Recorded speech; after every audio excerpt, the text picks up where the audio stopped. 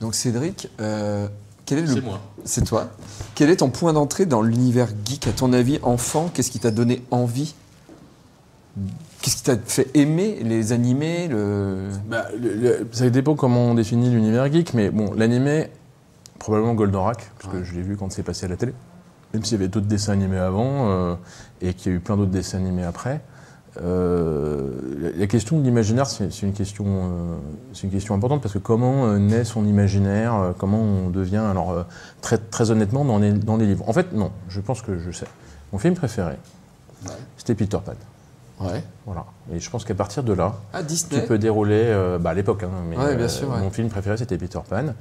Ma mère devait me lire Peter Pan tous les soirs avant que je me couche. On avait marre, elle le raconte encore aujourd'hui. En plus, je le connaissais par cœur, donc quand elle essayait de sauter une page, je lui disais « Ah bah non, il faut aller en arrière ». Mais derrière l'animé Goldorak, derrière le jeu, c'est assez difficile à dire. Parce que... C'est hyper intéressant quand même, parce que Peter Pan, c'est l'enfant qui ne voulait pas grandir. Oui, c'est pour ça que je te dis ça. Ouais, c'est hyper intéressant. Mais malheureusement, j'ai fait 1m85 maintenant. Moi, j'aurais pas dû dire que je voulais pas grandir. C'est chacun ses problèmes. Et donc ok. Oui, Peter Pan, c'était mon film préféré de loin et mon récit préféré. Film, récit. Alors après, comment c'est venu? Qu'est-ce que j'ai vu en premier? Là, c'est flou dans ma mémoire, mais oui, clairement. Et toi, tu as eu une vie un peu différente de moi, français, ardéchois. Tu allais aussi en Italie. Attention, non, mais ce que je veux dire, c'est que tu allais aussi en Italie. Et tu voyais des programmes qui étaient aussi diffusés en Italie. Par exemple, je pense à des animés de robots qui n'étaient pas diffusés en France. Gundam, au hasard. Donc toi, tu as eu quand même un panel enfant, tu as vu plus de choses. Ça, c'est la partie animée. Mais ce qui est intéressant, c'est que... Alors pourquoi mon père était italien, donc je suis allé en vacances en Italie quand j'étais très jeune. Donc j'ai appris l'italien. Et puis ce qui est assez amusant, c'est qu'en fait, j'ai commencé à apprendre à lire l'italien un peu plus tard en m'achetant des BD de Mickey.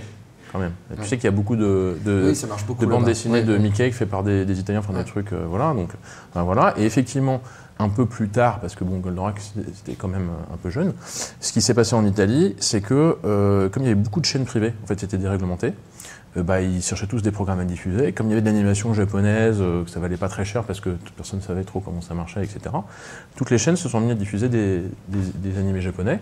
Et à l'époque, ils faisaient beaucoup de robots, donc ils ont vu beaucoup de robots en Italie. Ce qui fait qu'aujourd'hui encore, l'Italie est alors clairement le pays d'Europe qui s'y connaît mieux en robots géants. Même s'ils n'en construisent pas des vrais qui marchent. Et en Mickey, Mickey c'est assez connu, les robots géants en moins. Et que là-bas, ils ont encore plein de tous les gros jouets de Bandai, les Shogokin, les robots dans métal, etc. Ça se trouve très facilement là-bas. Parce que ici, Goldorak, voilà, mais là-bas, c'est Daitan 3, déjà, Gundam, Voltus, Voltron, Getter Robot, tout ça, une grosse partie était diffusée à la télé. Et donc, moi, j'ai eu la chance de les voir. Pas que des robots, mais effectivement... Donc, ce que je veux dire, c'est que tu étais déjà ouvert à plus d'animés que nous, déjà. Et après, tu es allé en Chine. J'étais ouvert. Tu étais très ouvert. Tu es allé en Chine pour les vacances, on est d'accord. Et tu as découvert Lodos là-bas, c'est ça? À peu près. Mais je te remets, en tant que biographe officiel et auteur de ce magnifique documentaire sur les 10 ans de Kazé. En fait, je suis parti... Les vertus d'une éducation entre guillemets internationale, elles sont nombreuses et pas que pour les gens qui aiment l'imaginaire ou les choses comme ça. Je peux faire un dessin, aujourd'hui ça se fait. Donc moi j'ai eu la chance d'avoir deux parents de nationalités différentes, donc j'ai voyagé, donc j'ai appris des langues. Donc, voilà. Effectivement, quand j'avais plus 15 ou 16 ans, je suis allé en vacances à 16 ans, je suis allé en vacances en l'occurrence à Hong Kong. Et Hong Kong, c'est dans la sphère culturelle de l'Asie, donc il y avait tous les animés japonais, notamment les OAV à l'époque, les trucs qui n'étaient pas spécialement pour les enfants, etc., que nous on ne voyait pas. Donc tu as découvert un nouvel univers. Un nouvel univers. Donc, alors pas que Lodos, il y avait Bubblegum Crisis, Lodos, il y avait Akira avant, il y avait un certain nombre de choses, donc du coup j'étais fasciné par ce que j'ai trouvé, quoi. Parce que, alors la vérité c'est que je lisais déjà des 16 ans, 89. 89, ouais. Je lisais déjà des comics, je lisais déjà des BD, je jouais déjà à des jeux de rôle. Mais le manga, c'était encore pratiquement inconnu. À part le Club Dorothée, c'était encore... le Club Dorothée, Goldorak, etc. Mais on n'était quand même pas au niveau où ils étaient. Donc ça m'a fasciné. Donc, quand je suis revenu en France, j'avais qu'une idée, c'est mais maintenant, comment je fais pour continuer à en voir? Pour continuer à en voir, ouais. Et alors, c'est là qu'est née l'idée de faire Kazé ? Alors j'ai 16 ans, hein, donc là, à l'époque, c'est OK, comment je peux continuer à en voir ? Donc là, je cherche. Alors il y a une librairie à Paris, Junku pour ne pas la nommer, qui à l'époque vend quelques goodies importés, des mangas et tout. Donc je découvre ça. J'y vais. En fait, tous les gens du début de l'animation japonaise se rencontraient. Enfin, en tout cas, les Parisiens, les Ardéchois, je sais pas. Enfin, tous les gens de l'animation japonaise Ardéchois à l'époque, c'est toi. Donc tu te retrouvais tout seul dans ta chambre. Mais on se retrouvait là-bas à essayer de grappiller des choses. Et puis donc du coup, tu fais connaissance avec des gens, etc. Et c'est à cette époque que j'ai rencontré des gens qui étaient en train de fonder Animeland. Fanzine 500 exemplaires, hein, rien à voir avec ce qu'il y a aujourd'hui. Et j'ai proposé de l'aide. Enfin, tu vois, j'ai rejoint le projet. Des locaux même ? Oui, alors j'ai rejoint le projet, j'ai proposé de l'aide. À un moment, je suis entré dans le projet, il y a des gens qui voulaient sortir. Je suis devenu président de l'asso. J'ai proposé une chambre de bonne qui avait ma mère au dernier étage de chez moi comme bureau de fortune. Enfin voilà, c'est une association à l'époque. Hein, alors, ce qui est particulièrement intéressant, c'est que quand sachant ce que je sais aujourd'hui, quand je regarde ce que j'ai fait à l'époque, je me dis oh là là. Mais à l'époque, je savais tout ça, je ferais jamais ça, quoi. C'est de la folie, c'est complètement. Bon, c'est le problème de l'entrepreneuriat, c'est qu'à un moment, il faut avoir un grain pour commencer. Mais donc voilà, Animeland, oui, on essayait de parler de trucs, de se procurer des choses. Alors là, tout était bon. Hein. Les cassettes VHS enregistrées au Japon avec des transcodeurs NTSC. Alors je sais que les gens d'aujourd'hui, ils savent pas ce que c'est. C'est en noir et blanc, en gros, quand on regardait en France. C'était même pas visible le NTSC. Ah ouais. Après, en Italie. Parce que, mine de rien, il y avait des séries qui étaient diffusées en entier en Italie, donc même si c'était pas du japonais, je comprenais l'italien, donc c'était pas mal d'avoir les séries. Et puis, donc on parlait de trucs, et puis à un moment, je dis, bon, c'est super, on parle de trucs, mais ils sont complètement inaccessibles. Tu vois, je peux pas prendre mon ordinateur et aller sur Internet, déjà j'ai pas d'ordinateur, et ensuite, Internet ça n'existe pas. Voilà, et en fait, de fil en aiguille, j'ai essayé de découvrir comment on fait, et c'est ça qui a donné Kazé, en fait. Donc tu as acheté des droits au Japon. Pour résumer, oui. C'est-à-dire que j'ai compris comment on faisait pour contacter des producteurs japonais. Enfin, c'était une première pour eux. On est en 94. Ils me regardaient. Alors, en l'occurrence, à un moment, j'ai utilisé des japonais parce que. Enfin, j'ai fait partenariat avec des japonais parce que je ne pouvais pas le faire moi-même. Parce qu'effectivement, on parle d'un moment où, au Japon, dans les départements internationaux, ils ne parlaient pas anglais, les gens. Ouais. Donc, ils ne savent pas comment ça se passe, etc. Alors, effectivement, il y avait des trucs à la télé. Mais bon, en fait, s'il faut savoir, c'est quand même, quand Toei a installé un bureau en France il y a, je sais pas, 10 ans, un peu moins, ils ne savaient pas que CNCA, ça marchait en France. C'est-à-dire que je suis allé avec le responsable, enfin la personne qu'ils avaient envoyée en France, j'ai visité des boutiques, il m'a dit « Ah, mais il y a des jouets des Chevaliers du Zodiac partout, ça marche en France ?» Et je les regardais avec des gros yeux.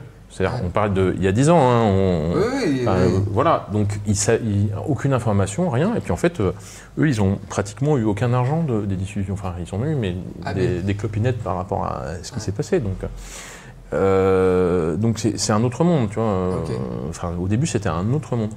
Et au début, tu copiais les cassettes toi-même, avec 2 magnétoscopes ? Alors, moi, pas tellement, mais il y a des gens qui faisaient ça, et effectivement, à l'époque, mon trésor, c'était de me faire acheter un magnétoscope qui était capable de lire le NTSC en PAL pour que je puisse voir la cassette en question. Que je me suis fait offrir pour Noël. Et après, tu faisais des copies ? Ça coûtait 3000 francs à l'époque.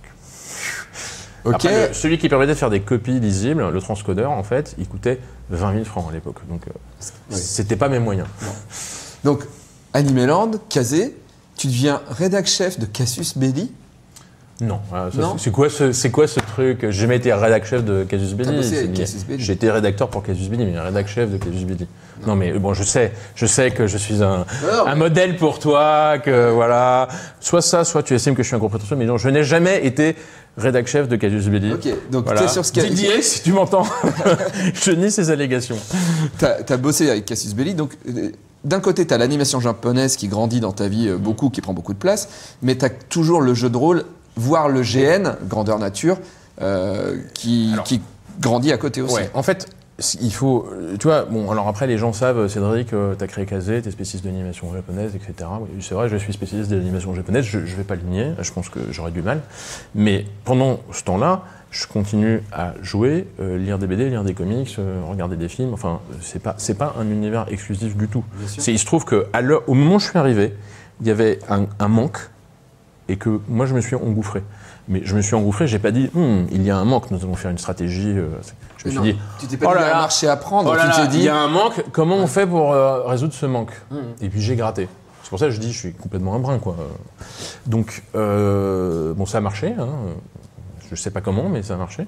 Mais voilà, mais ça n'a jamais empêché d'avoir de l'amour, de l'intérêt pour les autres choses. Et d'ailleurs, quand Didier Guizerix, en l'occurrence le rédacteur en chef de Casus Belli, m'a proposé de venir écrire pour Casus Belli, notamment parce qu'il y avait des trucs en rapport avec le Japon, etc. Voilà, oui, j'ai tout de suite dit oui, parce que c'est, tu vois, mon cœur, du jeu de rôle, etc. Voilà. Et puis j'écrivais déjà dans l'animation japonaise. Enfin, voilà, c'est comme ça que ça s'est passé. Tu portes des armures avec des grosses épées. Alors, après, dans le GN. Comment tu sais? Tu t'appelles Inis. Alors, en fait, je me suis toujours dit, dans Casus Belli, il y avait des pièces d'annonces, et notamment il y avait des annonces de ce qu'on appelait les jeux de rôle grandeur nature. D'accord? Alors c'était, voilà, et je me suis toujours dit, bon, je sais pas à quel âge j'ai commencé à lire Casus Belli, peut-être quand j'avais 14 ans, 15. Bah, c'était difficile à trouver à l'époque, donc voilà. Je sais que, même peut-être avant, mon premier jeu de rôle c'était Méga. D'accord, en 1984, donc j'avais 11 ans. Premier jeu, enfin après, avant les livres dont vous êtes le héros, mais mon premier jeu de rôle ça a été Méga. Donc ensuite, Casus Belli, je me suis toujours dit, oh là là, ça a l'air bien un jeu de rôle grandeur nature. Quand je serai à l'université, j'irai en faire. D'accord? Donc j'ai fait mes études, j'ai fait ma prépa, j'étais à l'école, et une fois que j'étais en première année, j'ai eu l'école, je me suis dit, bon, bah maintenant. Il est temps de mettre le couvert. Donc, bon, en l'occurrence, j'ai trouvé dans l'école des gens qui sont devenus des amis qui soit avaient déjà fait un peu de GN, soit avaient envie comme moi d'en faire, même s'ils n'étaient pas des dizaines, voilà. Ouais. Et on allait faire du jeu de rôle grandeur nature. Voilà. D'accord. Donc j'avais 19. Okay. Parce qu'en fait, souvent, il faut être, enfin, pas qu'il faut être majeur, mais quand tu es mineur, ça pose des problèmes d'assurance, donc il faut être accompagné. Je pense pas que j'aurais convaincu mes parents de m'accompagner. Je n'ai pas essayé, mais je suis pas sûr que j'aurais eu les voir, mais je pense que ça aurait été compliqué de les convaincre. Oui. Mais voilà, donc effectivement, je suis devenu un grand amateur de jeux de rôle grandeur nature. Je faisais plus de 10-15 jeux par an, enfin, disons 10 jeux par an pendant des années, j'en fais encore pas mal. Voilà, j'en ai organisé comme scénariste. Il y avait une grosse campagne qui s'est faite sur 10 ans qui s'appelait La Faille, qui était la plus grosse à l'époque où j'étais scénariste. Et effectivement, il y a aussi un de mes personnages préférés de GN qui s'appelait Inis, que j'ai gardé comme nom pour plus tard, pour plein de choses. Parce que, on en parlera plus tard. Voilà. On en parlera plus tard. On te voit dans Noob aussi, avec une grosse épée et une grosse armure. T'aimes bien les grosses épées et les grosses armures? J'en ai des plus grosses à la maison. En fait, ça c'est encore une histoire à la con, c'est-à-dire, tu vois, tu dis, je viens sur le salon Geek Ferries, il fait, on fait un tournage, t'as qu'à venir la veille, alors je dis, ok, il prend un costume, je prends mon costume de GN, j'arrive, tu vois, mon costume de GN c'est mon armure de prédilection et un truc avec un phénix de préférence, parce que le phénix c'est un peu mon symbole, et donc j'arrive, et il fait, super Cédric, hop, t'as les couleurs de la coalition, tu vas faire le général de la coalition, voilà ton rôle. Voilà, donc c'était fait. Très bien. Alors, donc, je dis ça pour tous les gens qui pensent qu'on révise les rôles, on les a 2 semaines en avance, les rôles sont castés. Non, le truc hallucinant sur la web-série, c'est que, enfin la web-série ou sur un certain nombre de choses qu'on fait, c'est que on est à l'impro souvent, et en fait, ça donne des trucs qui, par certains côtés pêchent, mais par certains côtés de spontanéité, donnent des impressions que t'as pas ailleurs, quoi. J'y avais pas pensé, mais en fait, t'es le premier à avoir édité une web-série en DVD en France, puisque c'était Nerds. C'était Nerds. Ouais. C'était Nerds. À l'époque, j'avais un directeur artistique. Ouais. Ouais, un mec. Il avait des cheveux ou pas? Il en avait, oui, il en avait. Ouais, enfin, on va pas dire qu'il y a beaucoup, ouais. Et je me suis dit, tu vois, ce mec-là, aujourd'hui, tu vois, c'est moi qui viens au bureau avec une chemise et une veste, et lui il vient en t-shirt, mais un jour, je lui rendrai visite chez lui, et moi j'aurai un t-shirt ou un sweatshirt, et lui il sera en chemise et en cravate. Et tu crées le dernier bar avant la fin du monde, parce que c'est toi le papa du dernier bar. Comment te vient l'idée de faire un bar avec autant de décors et autant de places? Alors, en fait, si tu suis ce que je t'ai dit avant, c'est assez naturel pour moi. C'est-à-dire que Alors, je développe l'animation japonaise, je travaille chez Kazé, je fais des choses, bien, mal, enfin bon, je fais des choses en tout cas, je m'occupe. Et puis, quand même, à un moment, je me dis, ça serait quand même pas mal que j'ai l'opportunité de faire autre chose que de l'animation japonaise, parce que j'aime pas que ça dans la vie. Bien sûr. Ce qui est plutôt salutaire d'ailleurs. Et donc, c'est à cette époque qu'a commencé à germer une idée dans mon esprit, qui était, alors pour le résumer, un espace culturel, culture de l'imaginaire, mais on va dire transmédia, transunivers, c'est-à-dire un mélange de tous les univers imaginaires, et un endroit, je voulais un endroit où je me sente bien. Parce qu'en fait, la vérité, c'est que, enfin, je pense que tu vas me dire la même chose, quoi, mais sortir dans un bar ou dans un truc, il n'y a pas d'endroit qui ressemble à ce que nous ce qu'on est. Oui. Donc j'ai imaginé un endroit où je me sentirais bien avec des univers, voilà. Et puis, alors je ne le faisais pas activement, c'était de la réflexion de fond. Et puis à un moment, je me dis, bon, c'est bien gentil ça, mais comment on le rentabilise? Parce qu'à part aller gratter aux portes de l'État pour demander des subventions, ce qui n'est pas vraiment mon truc, que tu fais un lieu de vie, voilà. Donc je dis, c'est pas grave, on va mettre un bar ou un resto. Parce que les gens, ils seront bien, comme ça, ils pourront manger et boire, ils voudront rester. Voilà. Et c'est comme ça qu'est né le dernier bar avant la fin du monde. Donc une fois que j'ai décidé ça, j'ai commencé à mettre une équipe, etc. Bon, il fallait que je parte de Kazé, enfin, ça c'est une autre longue histoire. Donc, j'ai commencé à faire une équipe, j'y connais rien en restauration. Hein. D'ailleurs, tu es bien passé pour savoir que je ne bois pas d'alcool, donc comme ça c'est bien, puisque je ne vais pas ruiner le bar en buvant toute la bière. Et j'ai vraiment imaginé un endroit qui ressemblait à ce que j'aurais envie de... Voilà. Alors malheureusement, je dis malheureusement, mais c'est très bien. En fait, ça a bien marché, il y a plein de monde, et donc comme il y a plein de monde, en fait, c'est compliqué parce que tu te dis, je vais y aller avec mes amis, mais tu sais très bien que ça va être plein. C'est vrai que pour rentrer, donc, c'est un peu la cohue à chaque fois. Faut pas exagérer, mais c'est vrai que si tu as l'heure de pointe vendredi ou samedi soir, voilà. Après, c'est assez régulé, c'est-à-dire que j'ai rarement vu des gens faire la queue récemment plus de 10 minutes devant. Non, 10 minutes, c'est encore acceptable. Mais au début, effectivement, il y a eu des... Enfin, tu sais pas comment ça a marché. Et dès le début, effectivement, il y a eu du monde. Oui. Voilà. Et donc, je me suis dit, je suis pas le seul à vouloir passer mon temps dans un endroit comme ça. En fait, c'est ça qui est fou, c'est qu'en fait, en gros, c'est tes envies. À chaque fois, tu as voulu répondre à tes envies, et tes envies étaient celles de beaucoup de gens, en fait. Oui, mais quelque part, c'est logique. C'est-à-dire que le problème, c'est que les gens on est dans un système où les gens qui décident, souvent, c'est des gens plus âgés. C'est normal, ils ont de l'expérience, etc. Sauf que, du coup, ils sont décalés de ce qui intéresse les jeunes. Donc c'est vachement dur que les jeunes ils voient se concrétiser des trucs et des idées qui vont. C'est beaucoup plus difficile que des gens adultes.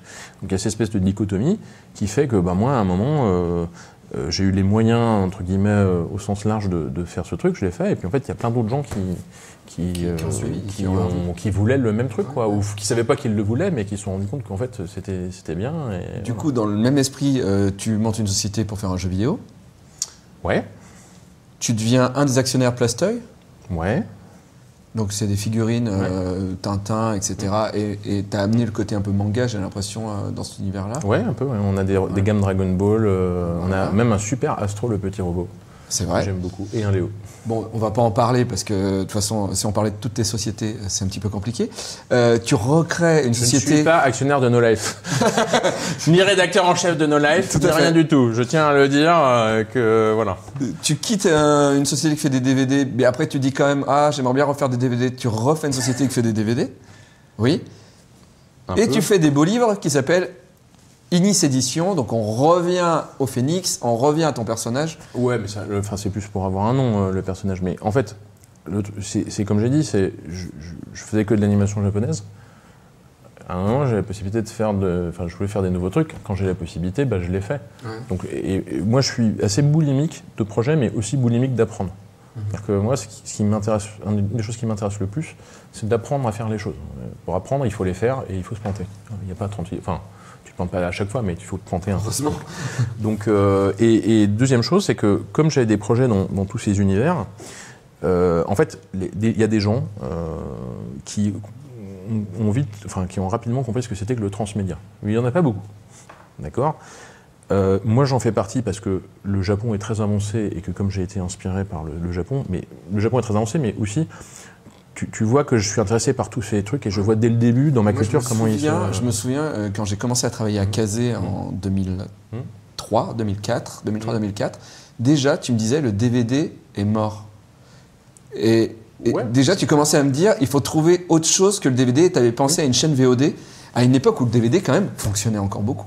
Ouais, mais ça c'est mais en fait, ce qui plus on l'a, c'est que ça c'est voir les trucs. Mais en 2004 ou 2005, qu'est-ce qu'on a fait? On a lancé l'animation japonaise au cinéma. Faut dire ce qui est. C'est-à-dire qu'il y avait Ghibli et rien d'autre. Et à partir d'Appleseed, on s'est forcé à faire la démarche de lancer de l'animation chinoise. Jusqu'où, une des choses qui m'a rendu le plus fier de ma vie, le festival d'Annecy me donne un prix pour le travail que j'avais fait là-dessus. Et ça, c'est une fierté parce que la première fois que je suis allé au festival d'animation d'Annecy, tu parlais d'animation japonaise, les gens, ils arrêtaient de te parler et ils allaient voir ailleurs parce que pourquoi tu leur parlais d'un truc aussi merdique, d'accord? Et des années plus tard, le Festival d'Annecy me remercie pour mon travail exceptionnel fait sur la promotion de l'animation japonaise. Mais le film, c'était l'avenir. Enfin, c'était l'avenir. Vous voyez, aujourd'hui, il y a plus que Miyazaki, il y a Mamoru Hosoda, il y a Makoto Shinkai. C'est là qu'émergent les grands réalisateurs. Et c'est un truc qui ne dépend pas de la VOD, qui dépend de voilà. Donc, ce qui est important en fait, au final, et le point d'ancrage du transmédia pour moi, c'est quoi? C'est que le centre de tout, c'est la création ou ce qu'on appelle la propriété intellectuelle techniquement. D'accord? Le centre, c'est l'histoire. C'est l'histoire des chroniques de la guerre de Lodos d'Eric Fantasy, c'est les noobs, c'est les nerds, si tu veux, enfin voilà. Et à partir de là, chaque histoire, chaque propriété intellectuelle, chaque univers, comment tu veux l'appeler, peut être exploité dans beaucoup de domaines. D'accord? Et c'est ça le transmédia. C'est ne plus se dire, je suis un éditeur de DVD, mais je suis quelqu'un qui gère une IP, dont peut-être le principal vecteur économique ou vecteur de communication ou est le DVD, mais il y en a d'autres, d'accord?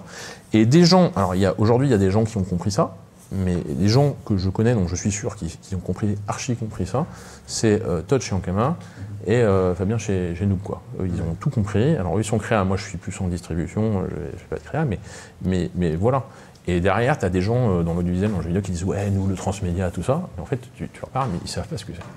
Donc pour moi, la définition que je trouve, c'est voilà, le centre, c'est le contenu. Après, le reste, c'est des médiums. Alors, et un contenu ne s'adapte pas de la même manière. C'est-à-dire que Fabien, dans son light novel, il ne met pas la même chose qu'à l'écran et il ne met pas la même chose que sa BD.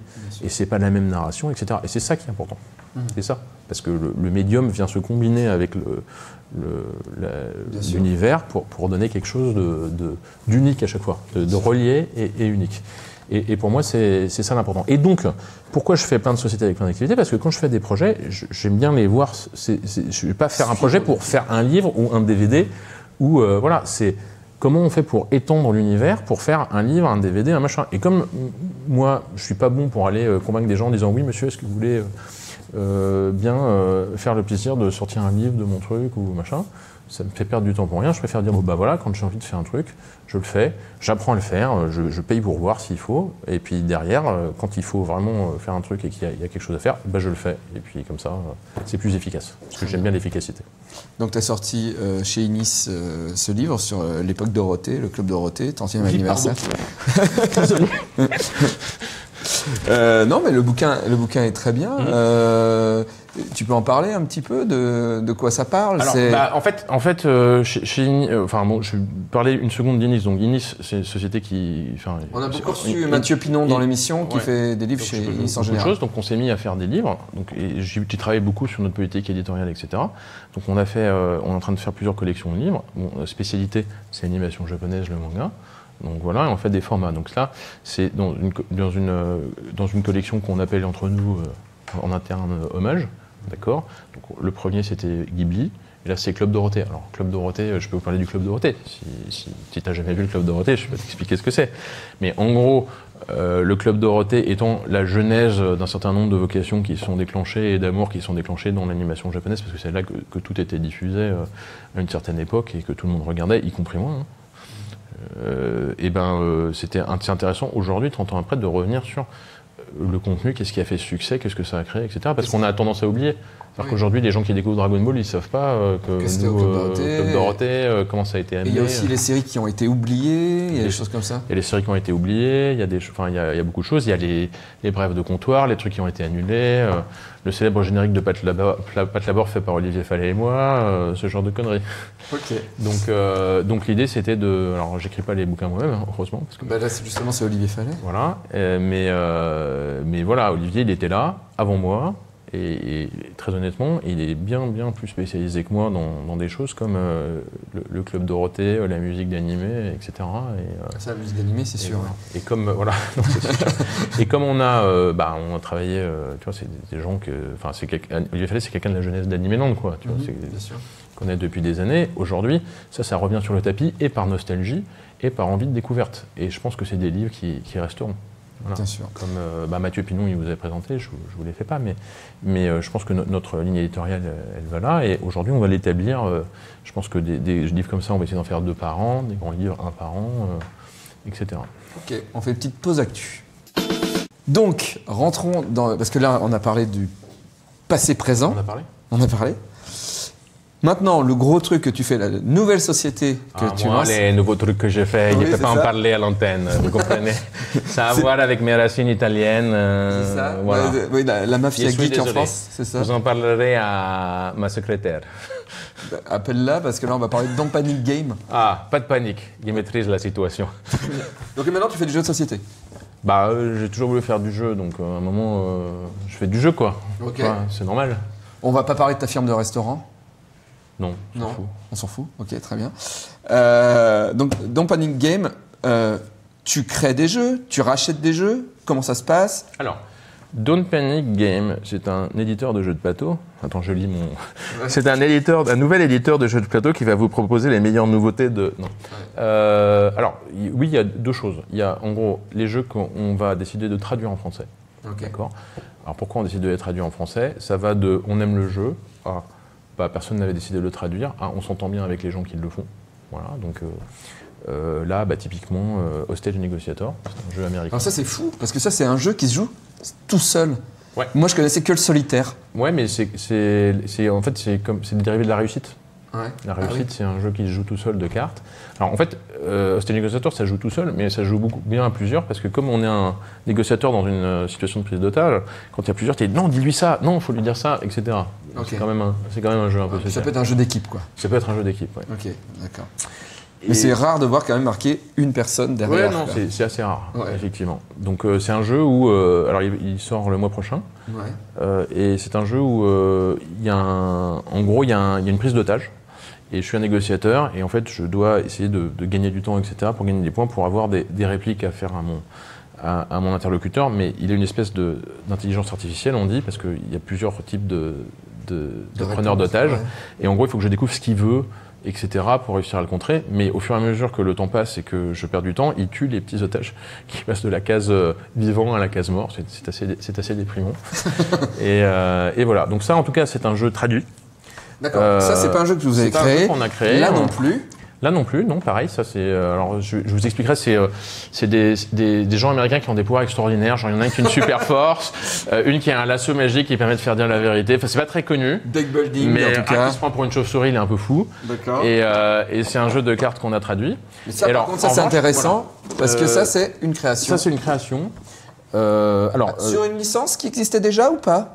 Non, on a inventé l'attaque des titans, c'est nous qui avons eu l'idée. Voilà. Donc Don't Panic Game, ça va faire 2 types de création. Un type de création sur des choses sans licence et un autre type de création sur des licences. Alors pourquoi on fait des créations avec des licences? Et pourquoi japonais? Alors japonais, c'est parce que c'est l'univers que je connais le mieux. Donc c'est assez facile pour moi de me mouvoir dans les licences, mais aussi parce qu'il y a très peu de jeux de société à licence japonaise. Enfin d'animé. Et pourquoi il y a très peu de sociétés? Parce que les joueurs et les game designers, ils ont souvent la quarantaine, et du coup, l'attaque des titans, ça leur parle pas. Alors que, je sais pas, Battlestar Galactica, ça leur parle un peu plus, parce que c'est un peu plus. Voilà. Donc, c'est une des volontés qu'on a, en prenant des licences japonaises, c'est de faire ouvrir à un public plus jeune, qui a tendance à moins facilement faire des jeux de plateau et plus facilement des jeux vidéo. Alors, c'est pas la même chose. Voilà. Bien sûr. Deuxièmement, ça c'est un petit... alors, d'un point de vue économique, le but du jeu, c'est... Alors, la licence, c'est pas ce qui fait vendre un jeu, d'accord? Parce qu'un jeu, ça joue parce que c'est bien et c'est intéressant. Parce que je peux vous faire la meilleure licence du monde que vous adorez. Si ça vous embête au bout d'une demi-heure de jouer, vous ne rejouerez pas. D'accord ? Donc, la licence, ça permet en revanche d'être vu. D'accord ? D'être remarqué, voilà. Et si tu as un bon jeu, donc du coup, il peut ressortir du lot. Donc nous, notre credo, c'est de faire des bons jeux à licence. C'est un peu prétentieux de dire vous allez faire des bons jeux, les autres ils font pas de bons jeux. Konami, je suis sûr qu'ils étaient sûrs de faire des bons jeux de Tintin. Oui, mais c'est Konami. On ne sait pas comment ça se passe dans la tête de Konami. D'accord. Parce que très souvent, les gens, surtout les Américains, prennent des licences, puis ils font développer un jeu comme ça, et puis le jeu, il n'a pas d'intérêt. Oui. Donc là, en l'occurrence, sur Attaque des Titans, il se trouve que c'est Antoine Boza et Ludovic Mauban qui l'ont fait, qui sont des game designers expérimentés. Antoine Boza, on l'a reçu dans l'émission. Ouais. Je l'ai vu ce matin. Ouais. En fait, ça s'est passé de manière très complexe. J'aurais dit un jour, ouais, j'aimerais bien faire un jeu d'Attaque des Titans, je suis en train de travailler sur la licence. Si vous avez une idée de game design, que ça vous intéresse, voilà. Et c'était sur un salon, et un mois et demi plus tard, ils m'ont appelé, ils m'ont dit Cédric, on a un proto à te montrer. Voilà, et leur proto était vraiment très bien, j'aime beaucoup ce jeu, mais tu vois, c'était un vrai jeu, etc. Et donc on a fait converger. Alors c'est compliqué parce que là on le voit en France, Attaque des Titans, il est en français, en anglais, en italien, en espagnol, en allemand, et là une version chinoise, japonaise et peut-être brésilienne qui sortent. Donc, il y a un peu de travail. Oui, bien sûr. Voilà. Donc un bon jeu avec une licence aussi bon que possible, parce que moi je suis un joueur, hein, donc le jeu, s'il n'est pas intéressant, j'ai pas envie de le faire. C'est aussi simple que ça. Après, tout le monde peut se tromper, mais